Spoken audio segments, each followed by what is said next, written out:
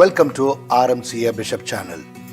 My dear friend, today we have a kind of confusion in the minds of a lot of people. What is the goal of life? Why should I live? And at this juncture, what I would like to share with you is what is written in the Gospel of St. Luke, chapter 18, verses 18 to 22. The verse 18 says, "And a ruler asked him, 'Good teacher, what shall I do to inherit eternal life?'" You see, the question that he asked, good teacher, he is addressing Jesus. What shall I do to inherit eternal life? So in this question, the aim is very clear. This young man, this ruler wanted to know how to inherit eternal life. Let me ask you, my brother or sister, have you ever asked this question in your life? How can I go to heaven? Okay, you might tell me that no, that question is there in my default. I go to the church, I help the poor, I do this, I do that, I say a family prayer. All these things I do because I want to go to heaven. Having said this, I still ask you again, do you really mean that you desire to inherit eternal life? And Jesus said to him, "Why do you call me good? No one is good but God alone."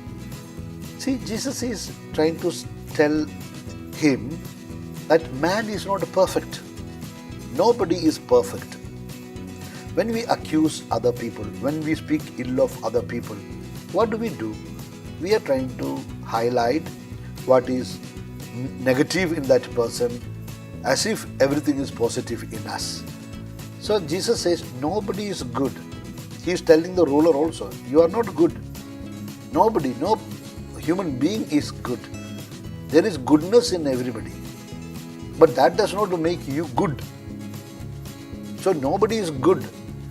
Though goodness is seen in everybody.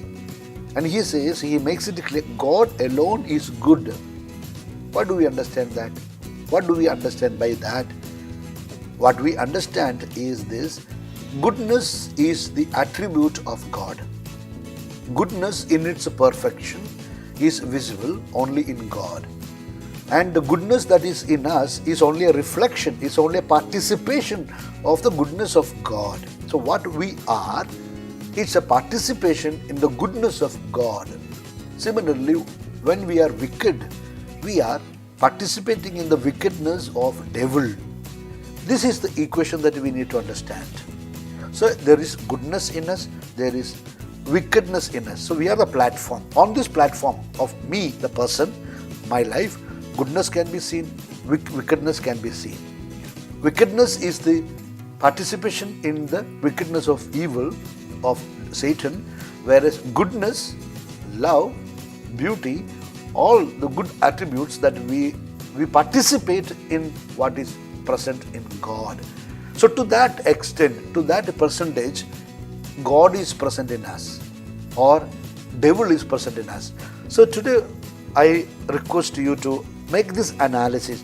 How much is element of God in me? How much is the element of devil in me? And the element of devil we should reduce, and the element of God we should increase. That is why we are asked by the Lord what the Lord asked the ruler. That's what we are going to see now.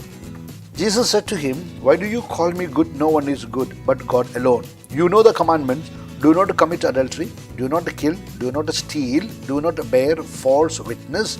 Honor your father and mother." This is taken from the 10 Commandments in the book of Exodus chapter 20. We know that. 10 Commandments we know. So Jesus is telling this ruler, please follow the 10 Commandments. And he said, all this I have observed from my youth. See? So he says, from my youth I have observed all these.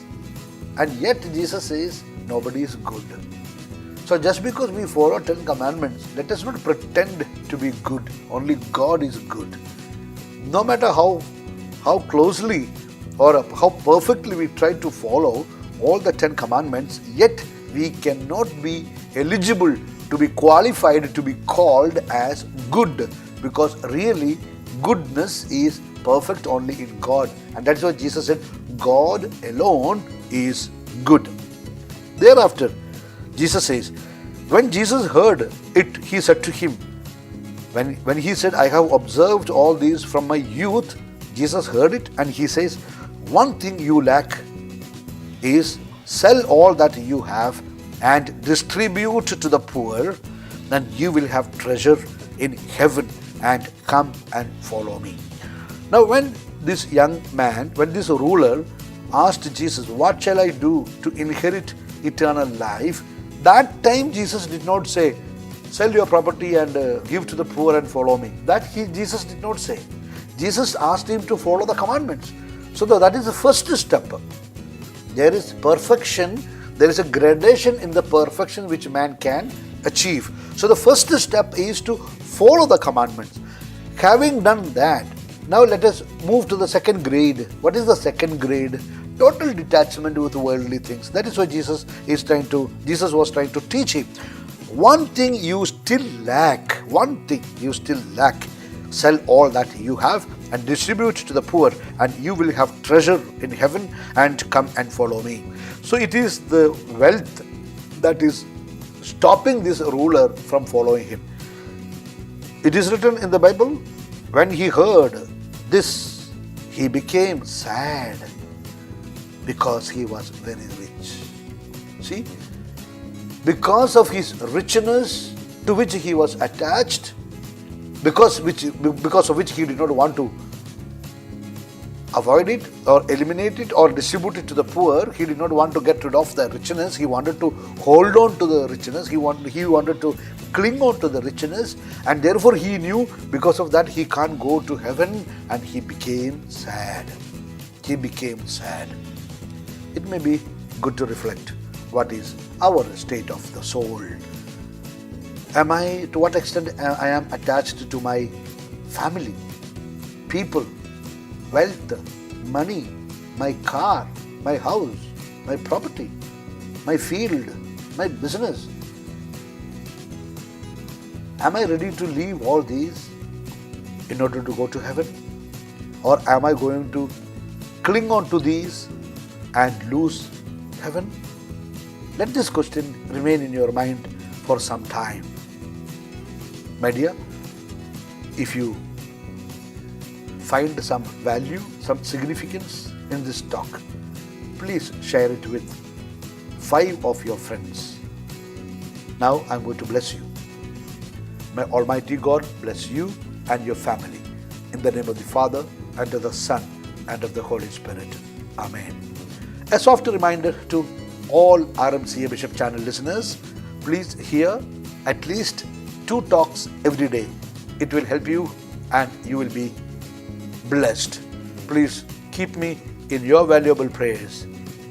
If you still not yet subscribed to this channel, please feel free to do so.